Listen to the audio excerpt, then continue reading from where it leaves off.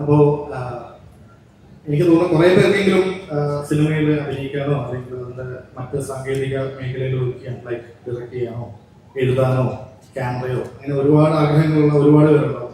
ഒരു routine job ആയതുകൊണ്ട് നമ്മൾ അത് കയറി കഴിഞ്ഞാൽ ഫ്ലോയിൽ ഇങ്ങനെ പോയിക്കൊണ്ടിരിക്കും. അതിനകത്തൊരു ബ്രേക്ക് എടുത്ത് ചിലപ്പോൾ നമ്മൾ വിചാരിച്ച പോലെ ഈ പാഷൻ ഫോളോ ചെയ്യാൻ കുറച്ച് ബുദ്ധിമുട്ടായിരിക്കും. കുറച്ചല്ല ശരിക്കും വന്നാൽ നല്ല ബുദ്ധിമുട്ടാണ്.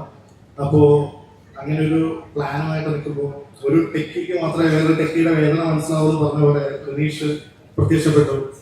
അപ്പോൾ പുള്ളിക്കും ഇതേപോലെ തന്നെ ഒരു സിനിമ പ്രൊഡ്യൂസ് ചെയ്യണമെന്നുണ്ടായിരുന്നു. ഒരു വെയിവ് ലെങ്ത് മാച്ച് ആയതുകൊണ്ടാവാം എൻ്റെ ഒരു പ്രോജക്ട് പ്ലാൻ പുള്ളിക്ക് ഇഷ്ടമായി. അങ്ങനെ ഞങ്ങൾ രണ്ടുപേരും കൂടെ 21 ഗ്രാംസ് എന്ന സിനിമ എടുത്തത്. ഒരുപാട് ചാലഞ്ചസ് ഉണ്ടായിരുന്നു, പക്ഷേ അത്യാവശ്യം നല്ലപോലെ വന്നു. ഹോട്ട്സ്റ്റാറിൽ സിനിമയുണ്ട്, ഏഷ്യാനെറ്റിൽ വന്നു. അപ്പോൾ വളരെ നല്ലപോലെ വന്നു. അതിനുശേഷം അടുത്ത പ്രോജക്റ്റുമായിട്ടുള്ള ഡിസ്കഷൻസ് തുടങ്ങി. അതിനിടയിൽ സിനിമയിൽ ഒരുപാട് നല്ല സൗഹൃദങ്ങൾ ഉണ്ടായി.